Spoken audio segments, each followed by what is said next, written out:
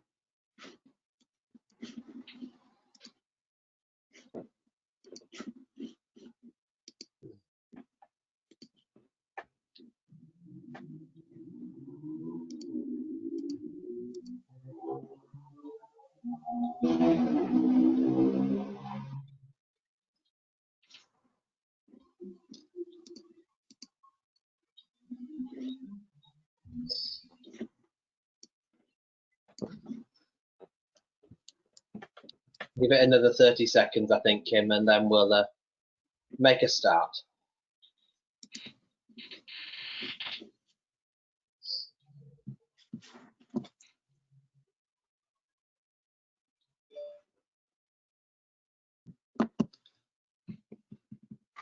Brilliant. Well, I can see the numbers going up and I'm sure people will join us. So hello and welcome to what is the first in a series of town planning themed Room 101. For everyone who doesn't know me, my name is Kim Cooper and I am chair of the RTPI for the North West region.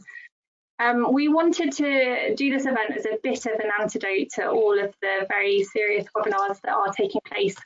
So hopefully that is what we will be providing, is a bit of fun and laughter on a whatever day it is, evening. Completely losing track of my days. Really big thank you first off to Bob for organising everything. And if you like what you see here today, please go on the website and sign up to our other events. So I will hand over to Bob, who is our host of Room 101, and who will be explaining the format to everybody and how audience participation is going to work. So over to Bob.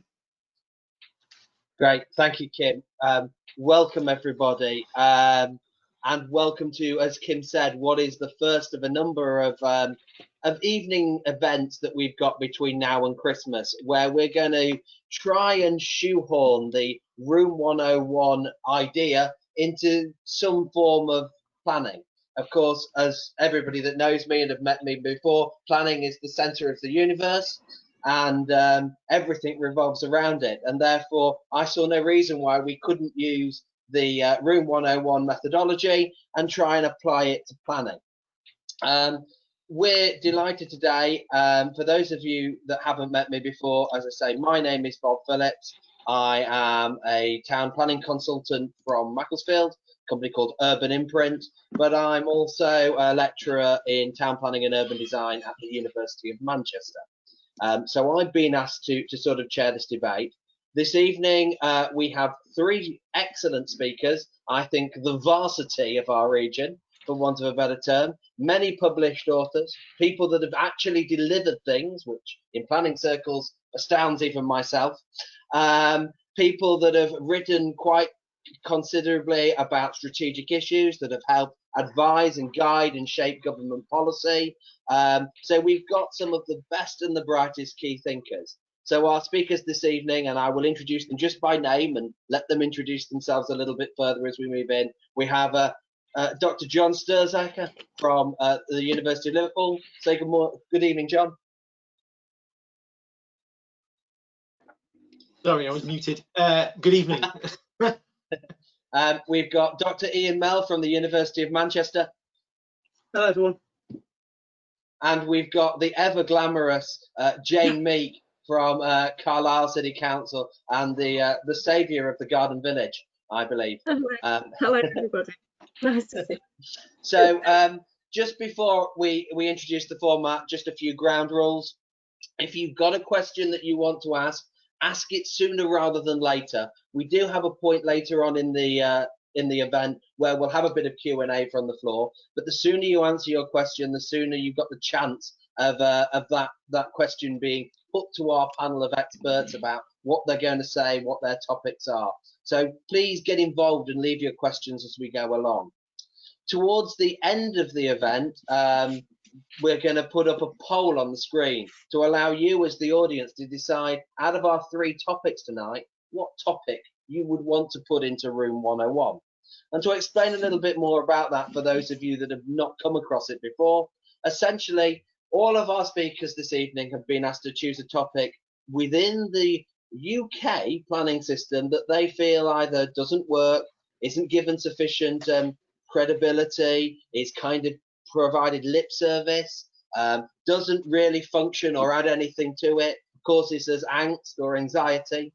For some of us, that is just the planning system, but nevertheless, they're always going to choose a small item of that. They're going to tell us why they think that is, and we as a group are going to decide which one of those items is going to go into room 101. So, without really further ado, I'm going to ask my first speaker, which is going to be John. John, do you want to just, I know an awful lot about you, as I've said. You're an excellent planner, lecturer, academic. You are a poster boy for our region, you know, and are certainly well known. Do you want to just introduce a little bit about yourself? Tell us what you've been doing more recently, and slowly introduce the topic that you've got for us this evening. Thanks, Bob. I mean, I'm not sure I can live up to that staggering introduction, but I'll do my best. So thank you very much. Hello, everybody. I'm, as Bob says, John Sturzacre. I work at the University of Liverpool currently. I had a background in practice before I went and did a PhD an increasingly alarming number of years ago. But I still like to think of myself as having sort of 1 foot in practice and 1 foot in academia. What have I been doing recently? Well, I've just earlier this year published my 2nd book, which I put, where am I? On the shelf back here, this one. Rescaling Urban Governance, Planning, Localism and Institutional Change. Published that with my colleague Alex Nurse from the University of Liverpool. And in that book, we've really done a sort of deep dive into localism and different aspects of it, from the neighbourhood up to the regional and the pan-regional scale. And I suppose that leads quite nicely into my topic, which is constant government tinkering with the planning system. Because one of the things we sort of point out in that book is that over the last 10 years, if not more, there's been a series of kind of constant experiments, really, in terms of urban governance, many of which relate to planning. Do you want me to start on my one now, Bob? Are you introducing everybody and then coming back to me? I think if you want to proceed, John, really, but before you do, I wanted to ask you which one of these 3 images that I've got would you like to represent constant government tinkering? So you can have these public school boys. Right. You could have this man and his love of burgers. Or alternatively, these 2 gentlemen from Hull train station. Bloody hell.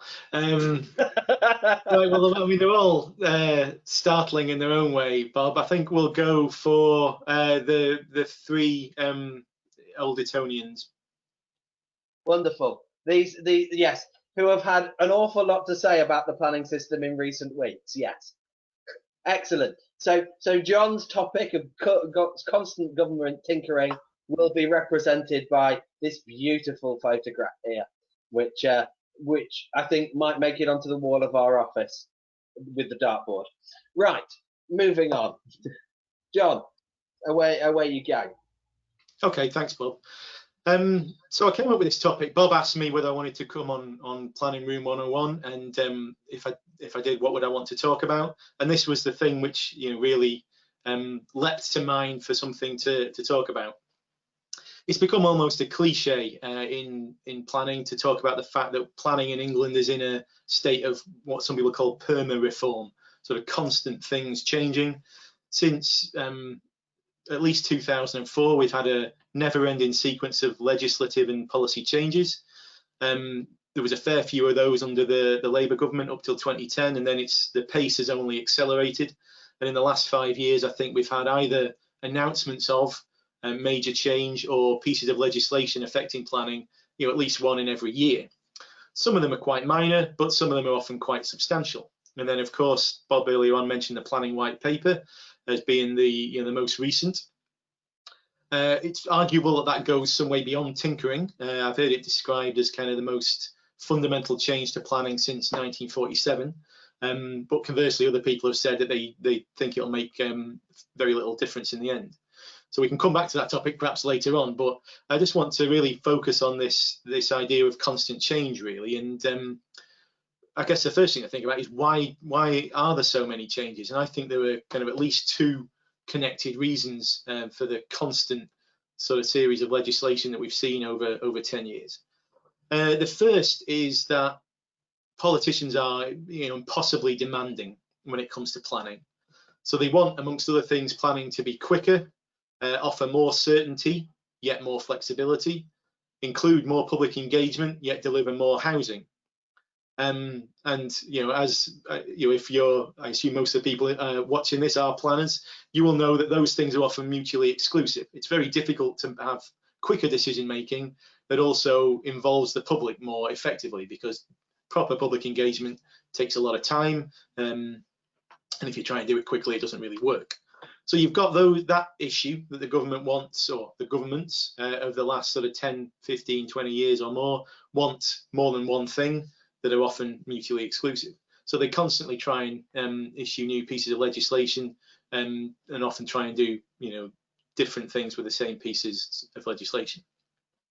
And linked to that is the second reason I think why there are constant changes.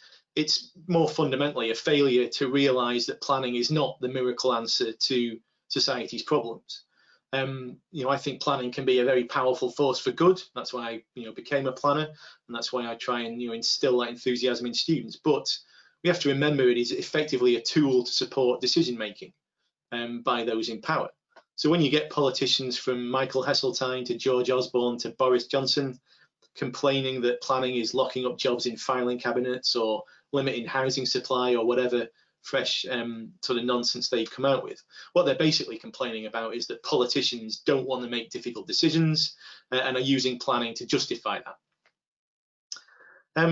So that's why I think there's been lots of tinkering. And what are the results of all the tinkering? Well, when accompanied by the cuts to local authority budgets under austerity, I'm sorry to do that, but I find the word and the whole concept annoying.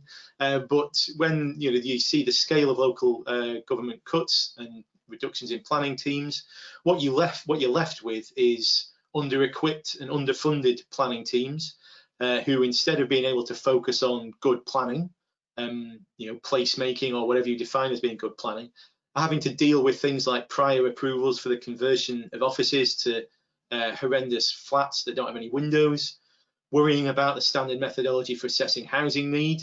I can't imagine that anybody got into planning in order to play around with an algorithm to deliver numbers of housing, devising brownfield land registers, which developers aren't particularly interested in, so on and so forth. So what happens then is that the end result is that the things the government are interested in, primarily, we know at the minute, more housing, don't happen. And the things that we as planners are interested in doing don't happen, whether that's also delivering more housing, but more importantly, as I say, trying to make places better for people, the environment and so on. So to summarise, what I'd like to happen is that planners be allowed to get on with what we do well, and therefore to put constant tinkering with the planning system into Room 101. Thanks, John. That's really illuminating, and I think that gets us off on the right foot really well. And it was quite interesting that you linked that. And for those of you that listen to me when we're drinking and in bars and goodness knows outside of planning time, that thing of when can I signed up to be a planner and not a statistician and not somebody that maths on a table, or that all of that is taking us away from being what we wanted to be as planners. And I think that strikes a chord with me very personally, actually. and maybe with others. Ian, Jane, you know, before we move on to other topics, any thoughts that you might have on John's topic of tinkering, other than it's bloody annoying? I'm going to steal all those ideas next, so I'm keeping quiet. Jane, anything from you?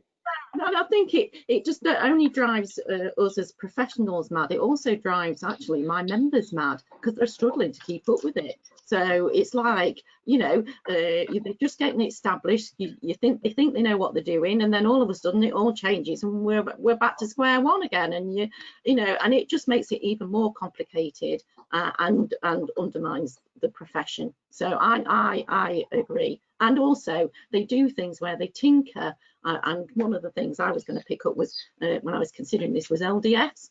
I hated LDFs when they came in. They were ridiculous. They were far too long. It took too long to do.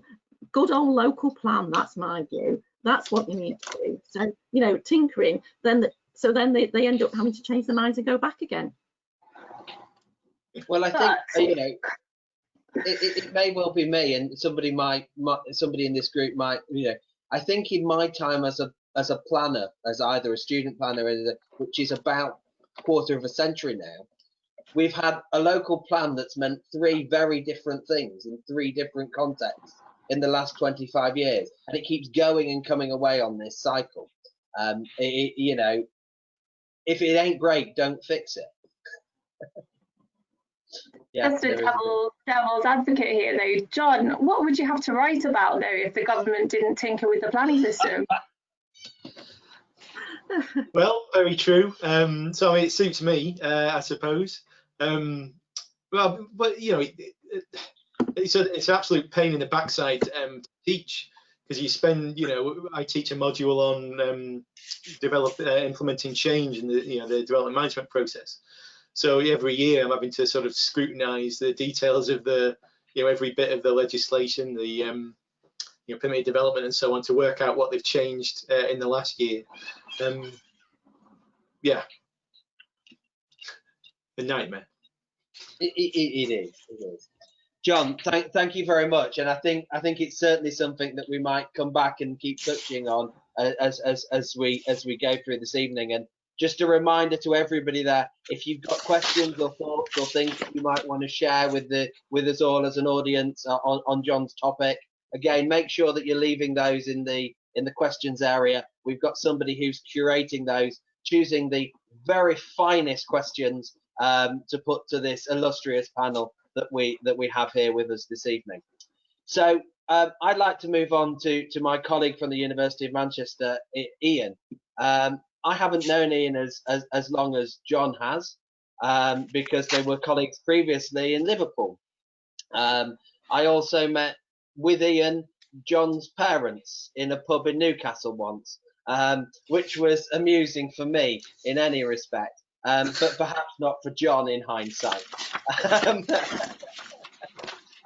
So I'd like to pass over to Ian, who is one of my finest colleagues at the university, and I'm delighted that he's here to come and present his item for Room 101. Thank you, Bob. Hello everyone, I'm Ian Mell. I'm a lecturer in environmental and landscape planning. Just for pure openness, I am not a planner, although I was yesterday looking at the associate academic membership, so I might actually start to do it. The form's got a lot shorter, so that's good. And what I'm going to talk about is something that John in particular has heard for nigh on 15 years now, and that is the treatment of green infrastructure in all forms, but particularly in the National Planning Policy Framework. And it really does touch on a number of the things that John mentioned there about these notions of certainty and flexibility, how we have to get things done if we don't know what we're allowed to do and what we're not allowed to do, the constant tinkering of wording and what is legal, what isn't legal. And it's just a real pain in the backside. I've been a planner, I've worked in East Cambridgeshire, I've worked with consultants, I've worked in academia, and the word should is the worst thing in the world. Like, you should do something. It's like, I should get my daughter out of bed and take her to school. I will get fined if I don't, so it's really a must. But within a lot of planning, should just basically means, well, if you feel like it and you can be bothered and it's not too expensive and all the other stuff.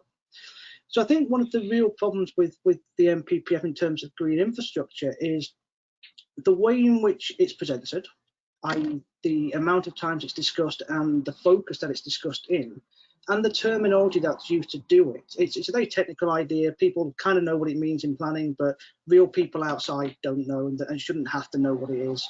It's trees and grass and parks and stuff. But there's almost a dislocation within the NPPF between the multifunctionality of landscapes and ecology and the places outside and the way in which we plan. So they've almost broken green infrastructure down into, it's a term that you badge on to climate change or health, but it's never presented as a thing that binds them all together. So within local authority plans, you get GI strategies which talk about climate change, health, well-being, economic prosperity, links to some kind of housing occasionally. And that's really useful to say this is how it all comes together. But in the NPPF, it's mentioned 6 times in the most recent reforms. It's mentioned 6 times in the previous version, which was even worse. So if you're trying to create livable, multifunctional, really good sustainable places, how can you do that if the language and the terminology and the understanding isn't there? And because it's a should, it means that if you're in a planning committee, your members will go, well, we don't have to do this. Why should we? A developer will go, that's going to cost me too much money. I don't have to do that. And then you get into arguments about whether we should be morally doing things or not. And I think these are all areas where the NPPF has created too much vagueness, too much openness, and placed GI as being the poor relation of environmental terminology. If I'd said greenbelt, automatically somebody would shout at me and go, no, don't touch the greenbelt. GI, the greenbelt, they are comparable. National parks are green infrastructure. AONBs are green infrastructure, but they're not presented that way. GI presented as this technical term which doesn't evoke personal or everyday understandings. It doesn't involve a political will to do it, whereas greenbelt, we all know where we are. And I think that's incredibly problematic, and made more so by the planning white paper and the planning reform, which mentions it once in terms of GI standards, which are coming through from DEFRA and Natural England, but doesn't actually tell you why it's important to have these things. The 25-year environment plan is slightly better. I know it's sort of slightly tangential, but does try to make a case for GI being important in its most broadest and its specific sense. The NPPF doesn't.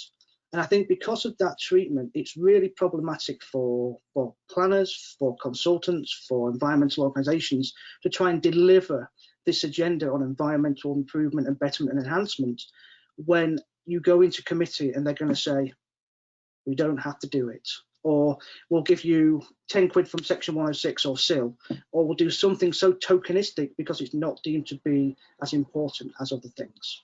So if we could, I'd like the NPPF to be specific, to be actually focused and be meaningful in terms of GI, but I'm not going to hold my breath anytime soon. Thank you.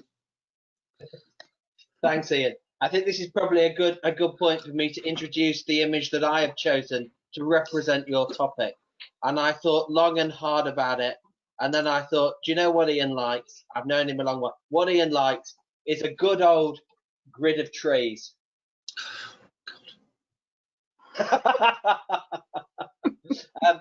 But you see that so often because it's the least worst option, which is acceptable to everybody, rather than being responsive to what's actually needed in that place. And this for me as an urban designer, you know, that's all we do. We put a grid of trees over everything, and hey, that's green infrastructure, or whatever. And actually, there's a whole lot more to it than that. And I you know, the reason I chose that, Ian, is because the amount of debates that we've had at our lower end of the corridor about, you know, about grids of trees just seem to epitomize what you were talking about a little bit there. So I have chosen that wonderful image of a grid of trees. So everybody soak up the ambience of that empty public square with some spindly little trees in it. It's better than nothing, Bob. It's better than nothing. I think it was quite interesting, Ian, that you were saying that actually the link here, though, that really is the problem, is that there is so little said about it in the NPPF that gives so little scope for planners to engage with it from a policy perspective, from a decision-making perspective, that actually, there's, housing or growth is mentioned millions and millions of times in the NPPF. I exaggerate there. My mother's told me 1,000,000 times not to do that. But, but with green infrastructure being there 6 times and kind of tacked onto the end of things, it's kind of in a list of other things so often as well, isn't it? And that sort of denigrates its importance as well. And I think, don't you think Sorry, it's an opportunity now? It's an opportunity now, isn't it, with the white paper and with the health and well-being agenda and with the climate change agenda to really get in there in terms of green infrastructure. Green infrastructure, as planners, when we're doing master planning, it has to be in there. It's part of what we do. Planners aren't just about building houses. Planners, our profession started because it was about health and well-being. It was about ensuring that people had healthy lives and they lived in healthy places and had good infrastructure to move around. Now's the time for us to actually stand up and say green infrastructure. Yeah, it needs to be in there wherever when we're looking for new developments. I think that's quite interesting. I'm going to slightly skip ahead and take a slight tangent here, Jane. That obviously we've mentioned a little bit about St Cuthbert's Village that you're involved in there, and obviously there's a heavy green infrastructure, open space, that whole garden village type concept there. Is it something that you've been struggling to embed, or did it come quite naturally? Absolutely not, actually, because in fact, when we did our consultation on the first stage of master planning, what came back from the community was start with the park. So that's, if you look at the vision and you look at the priorities within St Cuthbert's Garden Village, it's start with the park. And actually one of our councillors said, if you live in St Cuthbert's Garden Village, you should be naturally healthy, just because of where you live and how it's developed and how it's designed and the green infrastructure that's involved in that. So I think it helps the fact that St Cuthbert's Garden Village is right on the edge of the Lake District National Park and right on the edge of the North Pennines AONB, and you're there into Scotland and the wonderful wilderness that you get as you move to Scotland, particularly that sort of borderlands region. So it helps that we naturally have access, and that's maybe our USP. But yeah, no, I have no problems whatsoever in getting it signed up to by my members and by the team who worked on the master plan. I think it is one of those things that as planners we probably used to do more. And I remember, and this is showing my age actually, that I did modules in landscape ecology and things like Foreman's patch corridor and matrix work back when I was a trainee planner, and I kind of ask this now: is there enough being done to train planners in green infrastructure, and is that is there the sufficient skills there, even if the words were right in the NPPF? Playing devil's advocate there a little bit. What do our panel think about that? I think it depends where you're a planning student, Bob. I mean, many fine establishments have green infrastructure modules, so it's all. But I think it is one of those things that the background information, maybe not full landscape ecology or ecosystem services, but an awareness of how people and place can be located in a landscape, and that landscape is very personal to people. And if you start there, then you can build on that rather than starting with where does the road have to be. And I think a lot of planners, well, most planners I've ever met, know that and understand that. It's just when you get into what a client wants and they're looking for volume or numbers rather than place, that becomes problematic. And I think if we can move that mindset slightly, then it becomes a little bit easier. But it does seem, I mean, this sounds really bizarre coming out of my mouth, but DEFRA seem to be on board with this idea. MHCLG, DEFRA though seem to be going the right way, so we'll see what happens. Right, thank you, Ian. I'm just going to take a moment now. We're about halfway through for a little bit of a pit stop, and I did say that we wouldn't be taking these rather too seriously. So I now need a bite of my Freddo. Other small chocolate frogs are available, ladies and gentlemen. So you know, feel free to you know, take another swig of your wine, and just gather your thoughts. Again, remembering everybody that you know, leaving your questions, leaving your thoughts for the panel as we go along, so that we can curate them and have a bit of a Q&A at the tail end of our speakers. Which brings us on to our last speaker. You've already heard from her this evening. One of our top planners, Jane Meek. I was delighted to see you in the planner a few months ago, showing one of our younger members around and showing them the ropes a bit. How did that go for you, Jane?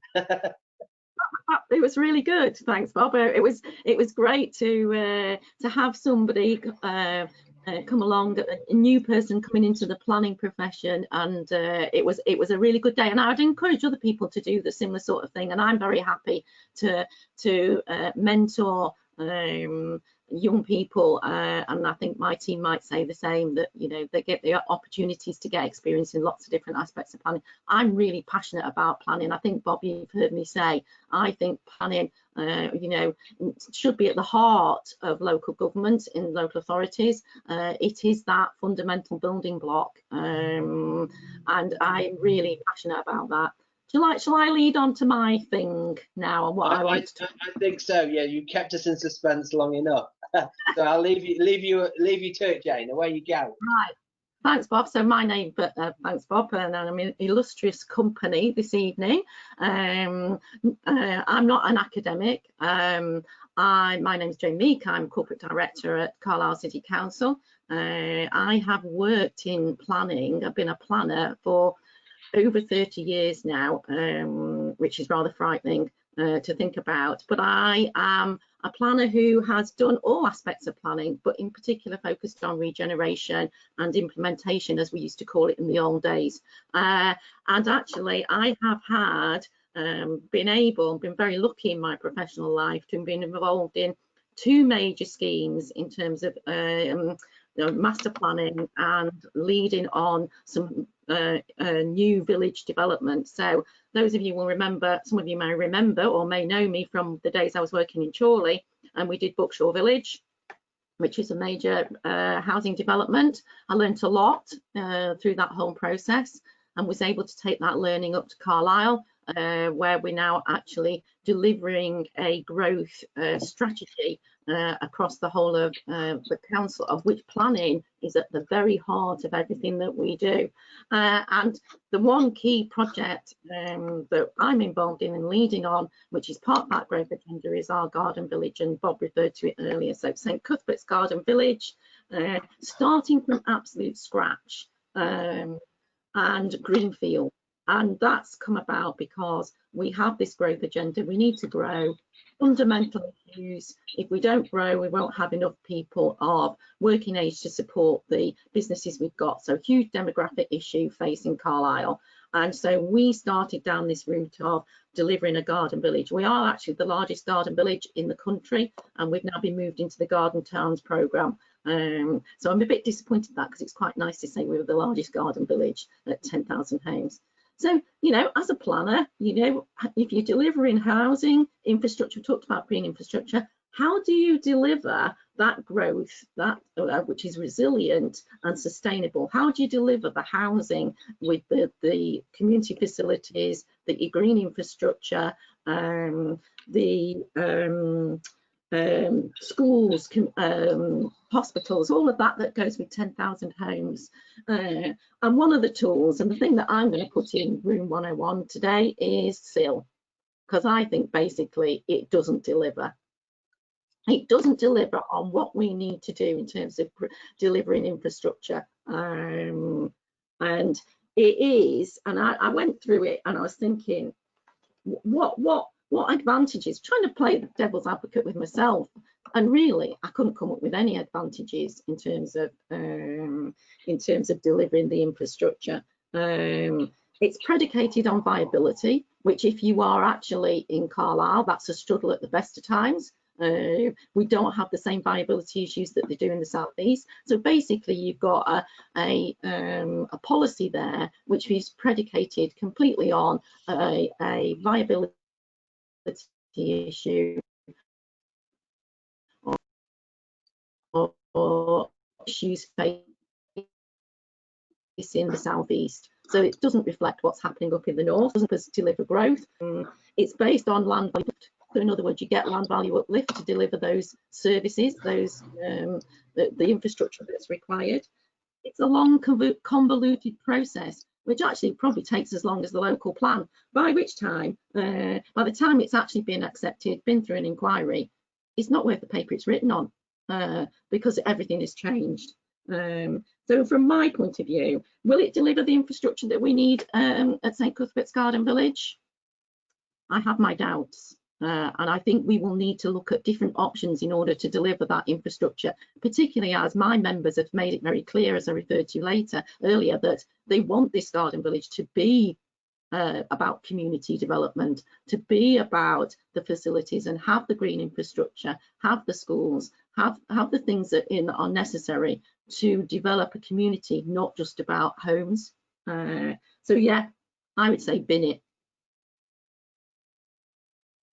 That's me. Thanks, Jane. I'm sure there's lots of our viewers and lots of our members that share those frustrations with SIL, and I think I picked up on that. You know, it works very differently in the southeast to how it works in our neck of the woods. You know, it's so tied to viability and things like that that it makes it sometimes quite difficult to have any real tea. I know that I am going to ask John and Ian for their thoughts in a moment, because I know that when you announced that this was going to be your topic, they got a little bit exercised and excited about it. But I think it's important that I let you know what image I have used to think about yours. And I didn't know what it was that you were going to speak on, so I had nothing prepared. So you will be represented this evening by this small cactus which I have on my desk. It is small, it is rather spiky and annoying, much in the same way that SIL is to me, small, spiky and annoying. So this cactus represents SIL for this evening, ladies and gentlemen, and this would be the image that we put in. But John, Ian, Kim even, thoughts, you know, comments on whether we should be putting SIL into the great big hole of room 101. You're on muting, so I'll dive in while you unmute yourself. Jane, that was really good, thank you. I personally like to vote for both Ian and Jane if that was possible, but I suppose I'll only get one if any votes. And my question was, the government's proposing to get rid of SIL in the white paper and just replace it by IL. Presumably that, well, I'd like to know whether you think would that be beneficial in any way for your part of the world? Is it going to make things worse? Is it going to have no effect whatsoever? I think it probably will make things worse, to be honest with you. I think that, you know, that it's the whole process, John. It's the whole process, and I suspect that we'll end up having to have a process, and that process will be challengeable. So therefore, you know, it then causes us a huge problem in terms of delivering on those community facilities. Where does the community bit gone to then? Yeah. I think SIL can work, but having sat in the meetings in Cambridgeshire, I know, but having sat in the meetings in Cambridgeshire where they created the schedule, I know why it doesn't work. And we sat there, community services, planning, recreation, parks, landscape. Consultants came in, right, what are the priorities for this area? We told them, they went away, they came back, shiny suits, here you go.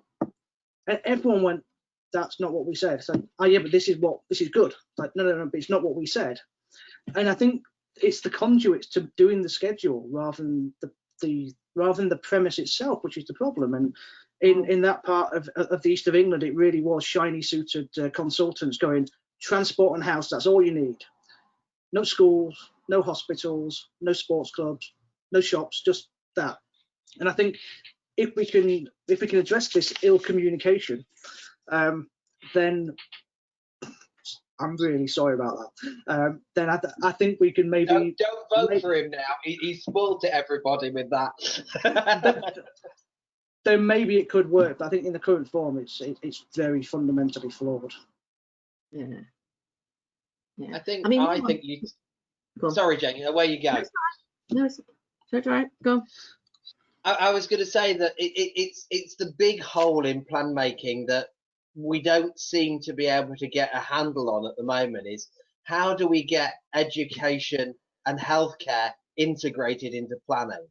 And the amount of times that you're struggling, I sat at a local plan examination once. I was representing a client, and we were talking about education provision, and the local authority said we may or may not need a site for a secondary school, and that's not good enough. If you want one, we'll find you one. We can integrate that, but we don't really know. We might know in 5 years. And I always find that integration it's almost like they have a different cycle. Whether having new local plans that are revised every 5 years might make that easier to understand and engage with, and it's even worse, I think, when it's coming to dealing with primary care trusts and whatever else they call them now, because I forget their names, that they find it very difficult to get involved in our day-to-day planning, in what we're trying to do, and the way that we're trying to do it. And so often it kind of misses the connection.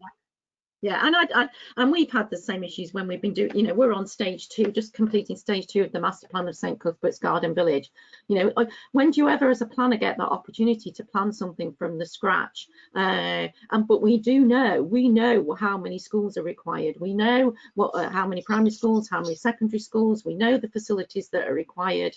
And then I've got the task then of saying, well, how do we, given the land values, how do we then get some of that land value and actually invest it into the infrastructure that's required?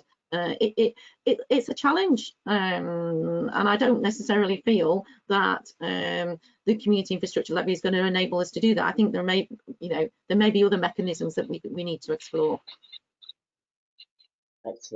Excellent. What we're going to do now is we're just going to give a couple of more minutes for final questions to come in. Now we've done that. But what I thought is we'd just go back round again very quickly and just ask all of our speakers if you could vote for one of the other topics. You can't vote for your own. If you were going to vote for one of the other topics, what would you vote for and why?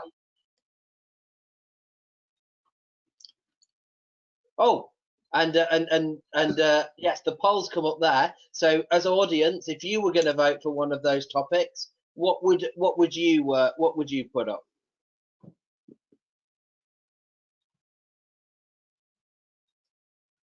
Would it be John with constant government tinkering, Ian with the lack of importance of green infrastructure in the MPPF, or Jane, the whole kit and caboodle to do with community infrastructure levy, or SIL? Who would you put into room 101?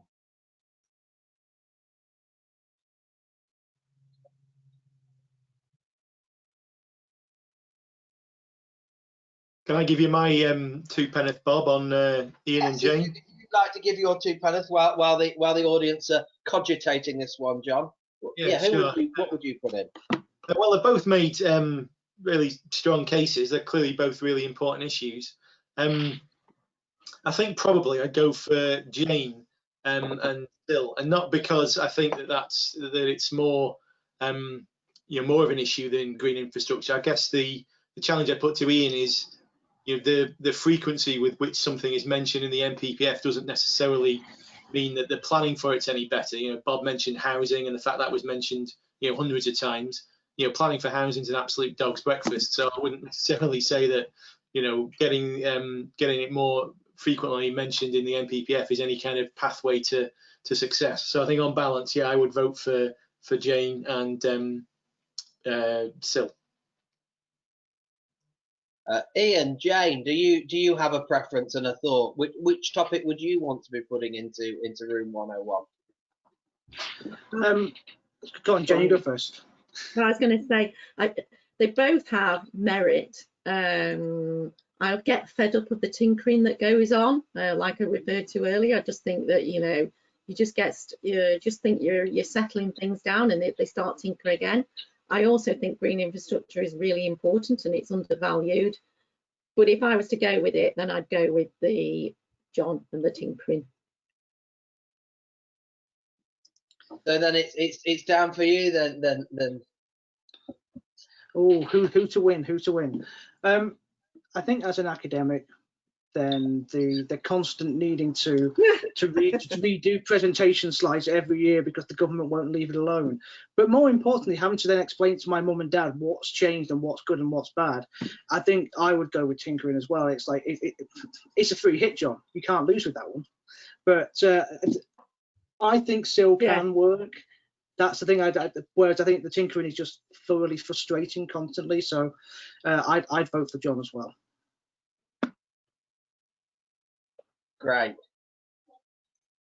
It looks like there's a few questions that are coming in, and I know that Joanne is busily trying to curate them, and she sent me through one at the moment, and in a way I think it crystallises some of this, and it's the questions come out, and it's about Jane's topic, but I think it's quite universal about where we think about this. Is parish councils love SIL because they can get some money out of it. Is that you know, how do we square that sort of idea, and even that sort of community wants and desires and their knee-jerk reactions with some of these more strategic issues that we've been dealing with? I'd be really interested to hear what the panel think about that.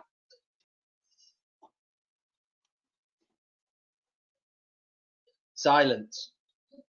Well, I can, in terms of neighbourhoods and parishes and communities and SIL, I've got a bit of an insight into this. One of my dissertation students at Liverpool, Helen Hatch, is doing neighbourhood SIL for her dissertation and looking at how all of the neighbourhoods in the North West have been spending their SIL. And there's quite staggering amounts of money have gone to mostly parish and town councils, and you know, the outcome of their analysis is that in most cases it's not being spent. They don't, you know, they might want, you know, 5,000 quid for a bus stop, but you ask your average parish council what you're going to do with £1.5 million that some of them have been getting, they haven't got a clue. And you know, why should they be expected to? So I think it's a kind of the scale of the neighbourhood SIL that can be transferred is just kind of ludicrous in some respects, to give to an organisation that's got, you know, maybe one employee in the form of a clerk, and you know, little sort of strategic direction or any of the other kind of things. That, not to criticise parish councils unduly, but you know, they're not the organisations I would choose to give millions of pounds to, frankly. I think maybe there's an additional dynamic as well around the composition of parish council. Because if you're looking at a parish council board, predominantly white, predominantly male, predominantly older, have a very fixed view on what things should be spent on. Whereas if you're looking at the long-term future of a settlement, then you have to look at what the kids want. Like, you don't want the skate park, but the kids do. So is that a way of trying to almost square the circle? So actually we need to think long term about this location and its growth as a place that people want to live and then want to put something back into. When it's just old people, and I don't mean to pick on old people, but stopping young people having fun because, you know, young people are naughty, then giving them a big load of money for something is not really going to be as useful if you give it to across the demographics of a parish. And maybe that's one of the issues, that parishes are predominantly a single or slightly homogenous group which don't necessarily take into account the whole of the needs of a local area. Yeah, so it's some interesting points there.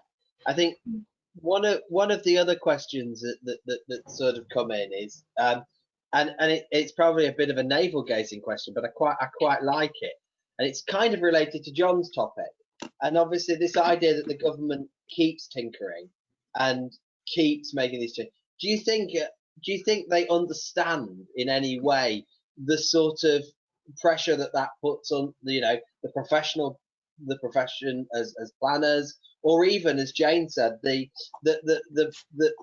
uncertainty that has for local members and people actually trying to implement this on the ground? Is it that there is a disconnect between these grand ideas of what they believe they want to achieve and the actual practice of planning? Of course they know. Of course they know the pressure they're putting on. That's the whole point. They're making it untenable to try and take the system apart bit by bit. I mean, if they sat in an office in a council and been the planner for 100 applications, then they might stop doing it. But they know what they're doing because they're clever. They're not normally clever people. It's changes at a time when, our local authorities are already massively under-resourced, massively struggling, unable to determine applications on the timescales that they need to. It's bloody unfair. How they're expecting people to actually deliver and do their jobs is, I don't know, I don't get it. And I go back to Jane's point before, like, planners need to be front and centre. We should be chief executives of local authorities. There's a bloody brilliant TV show on Netflix, Designated Survivor, where like there's only the planner left in America and he becomes president or something. And it's what we should be doing. We need to be prioritised.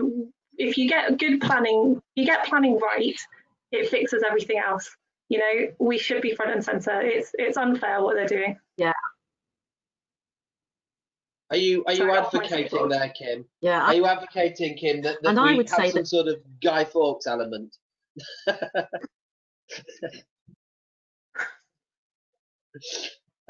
These are not the views of the Royal Town Planning Institute, ladies and gentlemen. These views are my own. These views are my own. Sorry, Jane, I interrupted you. I do think, no problem. I do think there is a case though, and one thing that I'm a planner. I sit on senior management team, corporate director. I think there is a point of actually having some protection for chief planning officers, like the Section 151 of you work in local government, but also there is an issue, a point of having a senior person who has experience of planning and understands it, because that way, if you get that right, you can deliver. Yeah, really good. Okay, so we're kind of coming. I noticed that we've got 7 minutes left before Bev will inform me that somebody else is coming into the webinar room and that we'll be here and the dancing girls will come in or something. So what I want to do the next few minutes is I want to give each of you one final soundbite, one final chance to try and convince us that yours is the topic that should go into room 101. I'll give you the results now of what the audience have said. The audience have almost, it's a landslide for John with his constant government tinkering. 56%, so over half in favour of John, followed by Jane, and poor old Ian. Again, green infrastructure will remain with just that, because as I say, here are the results. 13% for Ian. So in order to try and sway me, because at the end of the day, I am the host. I will make the final. As I have determined it, the planning imbalance, because it's not a planning balance, it's an imbalance. I shall arrive at the planning imbalance. One last opportunity then, each of you, to convince me that it's your topic for the room 101. And since Ian only got 13%, I'll let him go first.